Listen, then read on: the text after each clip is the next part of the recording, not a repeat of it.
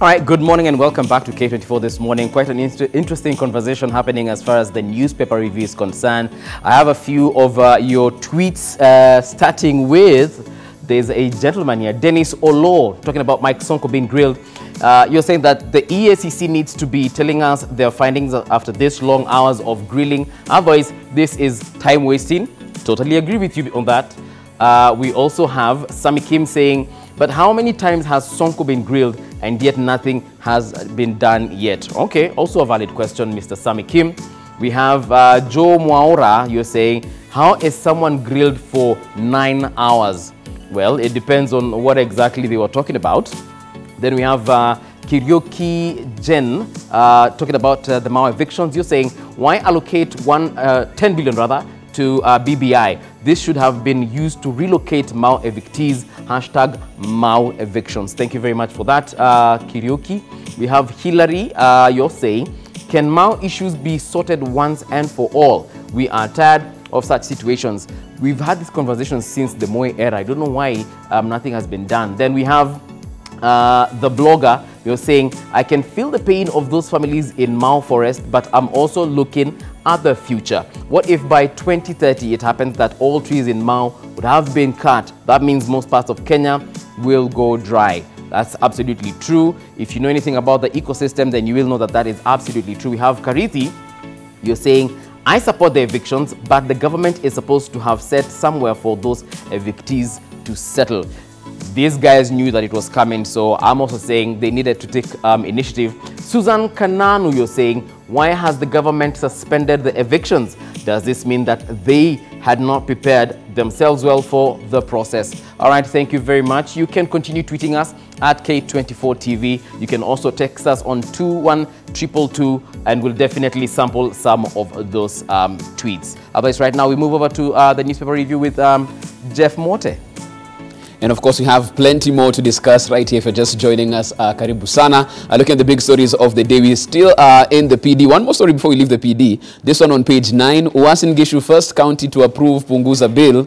Uasin Gishu County Assembly yesterday became the first to pass a Punguza Bill 2019, fronted by Third Way Alliance Party leader Ekuru Aukot. Now, Langa Ward MCA Peter Muya and his nominated counterpart Catherine Bano said the leadership is calling for this. And the quote, this bill will ensure that only those seeking elective seats are out to help the community and not to make money, as is being witnessed in the current situation. Speaker Elachi, I'll let you have a go at this one as we start. Yes, yes. Well, I agree with the Mheshimiwa that I think what they feel is, and now these are the elected ones, right? So they feel we have so much nomination, and they wonder, what are you doing? Right. Yet I am in the ward doing this. But I just want to say it was not for the wish at that time within the 2010 Constitution to ensure, we knew very well that it will be very difficult for women to get even into these lots of county assemblies. And that is why, within that, we agreed that we must have an affirmative action way of bringing in women. But I think it is now for us, and I think it's a challenge to the women, because now the people out there are wondering, why do we really need to have this nomination? I think as Embrace, we decided to change the process. We are also saying, yes, we retain women, but you have to go through a process that people will feel either you have gone through the elections, you failed, and therefore you are a number 2. Right. That people have seen, you've gone out there, you fought for it, and therefore we are proposing we have to do the nominations after, so that Kenyans don't feel we just picked again, because we thought we were resolving the problem of picking girlfriends so people can know. Right. But we've realized, again, it is being misused so badly. So you go for an election, but then there is where the party looks at a proportionate way of bringing in the women. So you still have to put your effort. We'll still have to put the effort. What I want to tell my honorable members in the county assemblies, you, as you pass that bill, you need to be also asking yourselves very serious questions. And that is why, as not in a bad way, we've said Punguza Mzigo is not the bill to resolve the challenges we are facing. Because even if I clear out Parliament, that is 2% that has gone. Yet look at all these corruption issues we are talking about. Have we resolved them? No. And you cannot depict and tell me, I in Nairobi, with 17 constituencies, you want now to have 2 members of parliament who are taking care of 4.2 million people, and then you will tell me how you're going to do the boundaries of the wards to remain as constituencies. But Speaker Lashi, let me just jump in there on one point in terms of the corruption. Yes. Because some people say in terms of Punguza Mzigo, it's fast-tracking corruption cases. How? Do it, they want to have it done in 30 days, not having then extensions for you have to give years. those proposals. I think as Embrace, we've given very clear proposals. We've said, you want to reduce corruption, then you start where procurement starts. And you have to tell me, look at, let's now use Aror as an example. If we had a way where you're given the first 5 billion or 2 billion, whatever, to start clearing. You come back, you bring a certificate to the Auditor General, you bring a certificate, at least 3 certificates, you give it to Treasury and say, I have done my first bunch, and you give the mother ministry that has given you the work. And therefore, it takes it to Central Bank and say, we have cleared, they have a right to have their second batch of moving on. You must put in measures. There's no way you just say, how will you must give proposals to Kenyans and say, we are proposing this. Can we sit down and now agree the proposal on how to deal with corruption? We are saying there is no need for you to be bailable when we know. And anyway, if you go to court, for example, and the way the courts now, you find someone asking, oh, we don't have the documents. But just do an audit. A lifestyle, you can imagine that thing of Mara University. Look at that and tell me, you look at only the top, but you forget it is entrenched in so many ways, this corruption, that the best way is the moment the DPP finds you guilty, the first thing, do an audit on this person. Okay, let me bring Bosira in. Because some of them also are finding themselves very innocently into some things where their bosses did. And yet when you do a lifestyle audit, you'll find this is a person who has lived a normal life that is so humble that you will wonder, why are you bringing him even in court? So when you get someone, do a lifestyle audit and ask him, for how many years have you worked in this agency? So how did you manage to have 1, 2, 3, 4, 5, 6 in a period of 1 year or 2 years? Bosira, let me bring you in on this one as well. We have 1 out of 47. Might this be the trajectory other counties are going to take in terms of approving this particular bill? I think let's get down to the facts as they are. We do not have a lack of laws and processes in this country. What we have are people using the same processes to abuse it. And like we keep going back to this, everything. We cannot be debating since the 90s that we needed constitution. We've kept on changing. If you look at that constitution, it has all the safeguards. But what we lack are the good manners as a country to be faithful to those things. Absolutely. And the politicians, in this case, and it's interesting that Mheshimiwa says that we are Embrace, we are Inua, we are all these things. These are the same political games that we have. But the bottom line, do we ever get beyond the amalgamation of groups that propose this, propose that? Because at the end of the day, we are all tied to our political interests. And everybody looks at what do I gain out of this? Embrace, Inuka, Punguza Mzigo. But my view is we got to start somewhere. And sometimes to get things done, you may need a very radical, almost a near-nihilistic approach. Put down these structures and let's begin somewhere. And I think Punguza Mzigo, when you see Uasin Gishu County, last weekend the former Prime Minister was in Nyanza and he actually asked all, his quote was, all Nyanza counties must reject this. That means you're already beginning to draw the lines along the political alignments that people who are in this part of the world will naturally align because of their ethnic affinity to what they think is right. And this is where we all get it. The whole environment is being polluted by the politics that go into processes that should be sanitized. And let's talk about the processes right there, and I'll bring in Mr. Omanga on this one as well, because even looking at a best case scenario for those forwarding this particular bill, and it gets the requisite approval from the county assembly, we've heard John Buddy in the House talking about the fact that if this comes to the House, we don't have to do it by a certain time. We can sit on this bill for as long as we want, and nothing will come to be. So people are wondering, is this an effort in futility? Because if it gets to that particular point and then we all just stare at them and hope and pray that they'll do this, why all the effort? I think Mbade is making such pronouncement out of a political expediency. I think it should be important as a country so that we approach this kind of things soberly without inclining ourselves to what our political party's stand is. If Punguza Mzigo has something in it that is good for our country, what politicians should do is to ensure that which are the areas that are bad, which one should we improve on, so that, because even as we speak right now, we do not have a referendum bill for that matter. And that is a very, very serious issue. And more importantly, people have been hyping about the BBI Building Bridges initiative is what people should wait for. If we are waiting for BBI, how have they thought what will come out is what Kenyans will support? Because even this process of Punguza Mzigo also went through the public, because you see now the constitution has only two ways, through the popular initiative and through the parliamentary process. So if this is through a popular initiative that has started, Kenyans gave their views. All these politicians and other sections, Speaker Ilachi, as they say, they have another outfit called Embrace, and they say they have given their position. Their position that they have given to who?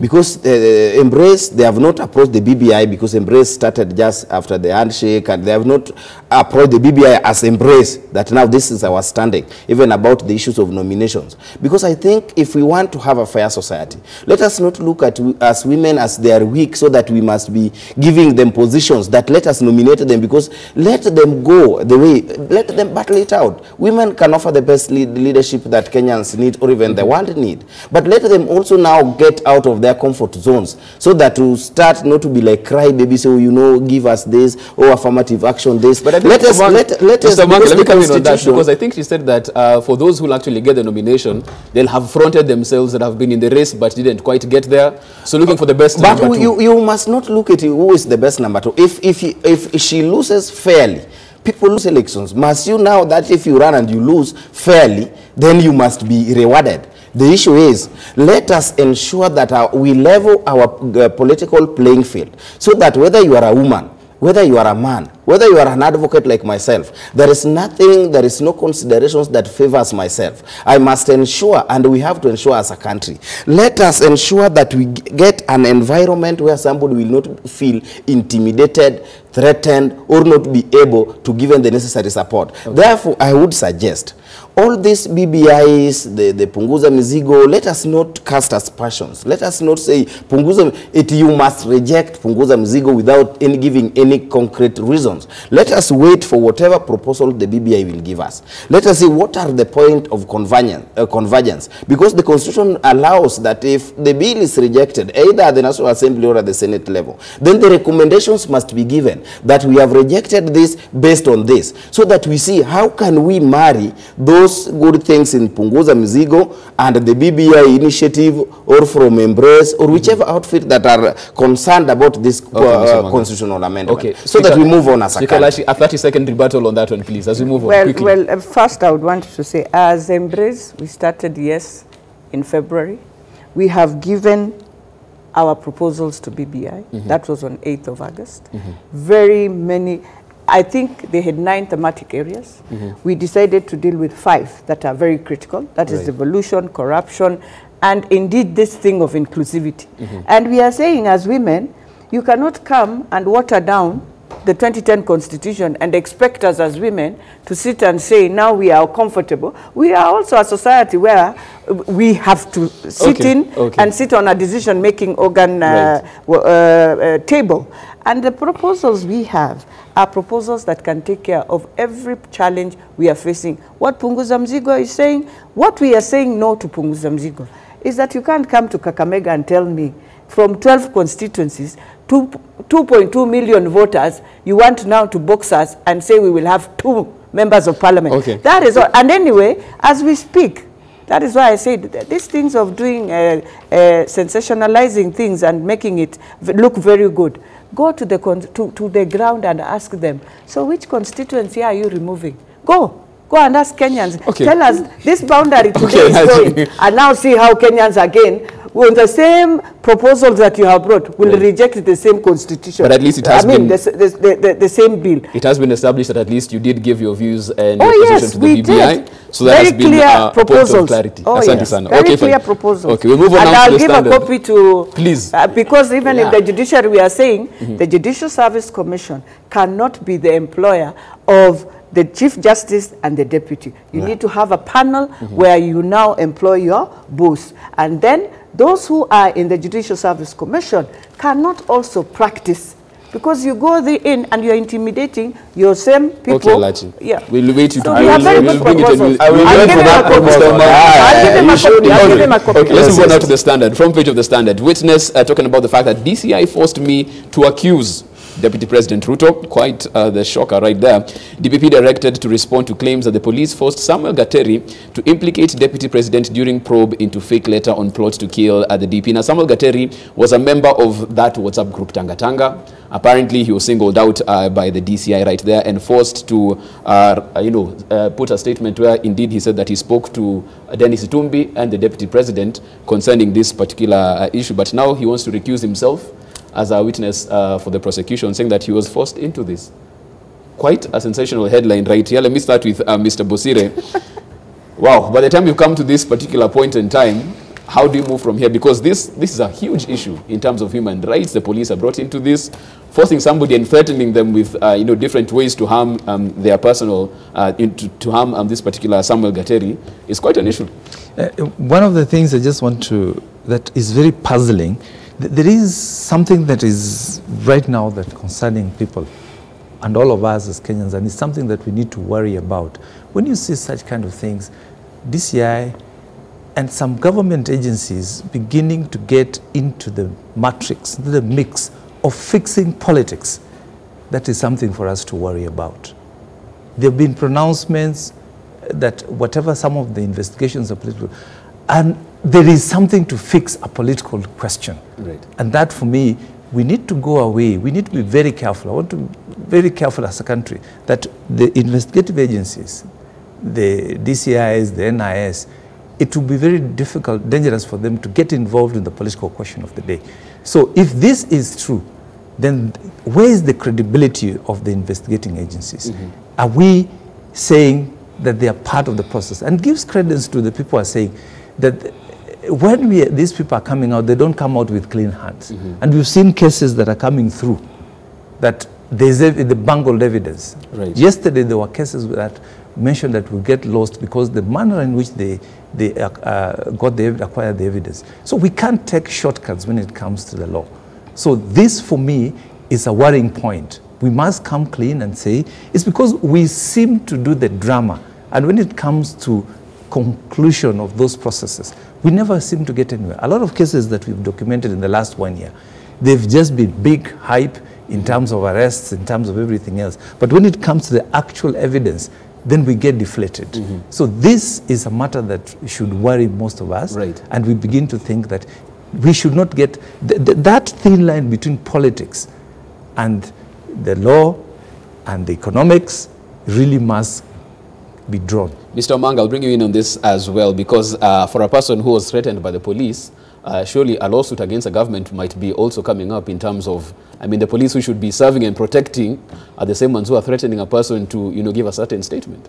I think as a legal practitioner, we had faced quite a number of challenges in terms of the investigation process, the integrity of that entire process. Because now if a witness is coming out and say I was coerced or I was forced to implicate a particular individual into an issue, then it calls into question about the integrity. I think the DCI and the DPP, all those state agencies are independent offices. And I think they should not allow themselves to be used to maybe make ends of certain political conclusions. And more importantly, why would someone be interested for this instant gratification or to have this transient feeling that I've implicated so and so? You know, it is always wise that even if you hate someone, at least say the truth about him. So if you want to implicate somebody, a high-ranking government official like Deputy President of the Republic of Kenya, surely that the DCI, which is serving the same government, which this deputy president is also his leader, where they should exercise a lot of diligence, a lot of caution, a lot of independence to ensure that Kenyans, what comes out now, so that Kenyans can have that confidence. It can inspire confidence in the entire process of investigations, because this issue was almost treasonable. When you want to think that somebody is planning to kill a deputy president, a president designate, because technically if the president is not the deputy president, it's the president of the republic. Imagine thinking that, or even imagining, or even authoring a letter or making pronouncement that threatens the very life of our political nation. Therefore, that is why it is important that we divorce politics. What ails us as a country is politics. We want to politicize everything. We want to politicize investigations. We want to politicize prosecutions. We want to politicize convictions. I think it is important, and we plead very humbly and respectfully to the state agencies that are mandated to do investigation, so that they give us easy work in courts, so that we do not blame any arm of government for maybe derailing or is not helping the other state agency or other arm of government in ensuring that we give justice to Kenyans. Let's bring the politician in the room, because it seems like everything is being politicized. Speaker Elachi, how do we, inspire everything confidence in Kenya? Kenyans themselves decided to politicize themselves. their issues. Yeah, themselves. Because everything they talk about it. They bring it to a political angle. For this one of the DCI, this young man who says he was coerced, I think the best the DCI would do, because today, we have a lot of technology on how you do cases, in how you follow up in evidence. I want them to use that technology and come out. The same way they came out to know that this was a fake letter, the same way they will deal with the matter. Right. Because for me, being from a security background, there are many issues, and you can go to the paper and say this, and bring a headline. But now the problem will be they will follow up, and they will have to bring out the true story. So for me, I want to ask DCI Kinoti and his team, bring out the true story, because there will be a true story. I always tell Kenyans, there's a word called Siri Kali. And sometimes it is a very interesting animal. Yeah, that's why it's told by Orengo, it eats its children. And you have to be very careful when you're dealing with all matters. Because sometimes you can be told, or you can feel I've said something, and it comes to hurt you so much. Because if you are coerced, there's a way you just go back there and you talk to them. And they will listen, by the way. You'll say, this story, it's not a true story, because it's not that the police don't listen to some of these things, that you can't sit down quiet. Even I know senior counsel who will tell us, there's a way you sit down and you say, was it true? What did you people do? Because, and the other thing I would want to advise, this thing of us just on WhatsApp, you just do many things. So what they're going to do to this young man is they're going to follow now from this. From the phone, from your conversations, and they'll bring it now out. So we wait for the truth. So that is where he. I think maybe in a second. We must not sanitize or sanctify what the Kinoti should do, because we also know there are also rogue officers. We also have people who have given an opportunity, but now they allow themselves at that lower level to be used. What is this guy or the Kinoti should tell us? It is seriously. But if you have a DCI officer who can go and force a witness to confess something, then he must come out. We cannot say DCI cannot go. Let him come out and tell who are these officers who force this particular individual. So Kenyans cannot, then they should be relieved of their duties. And not all. Then we will have a patriotic take a short break at this point. Before we go for that things break, are heating up. I just want to tell Kenyans. 5 seconds, please. This thing of lying, because all of us, even our lawyers, we have a culture. Can we come out of this culture we have embedded ourselves in? We like cheating. We like shortcuts. Not DCI, Kenyans.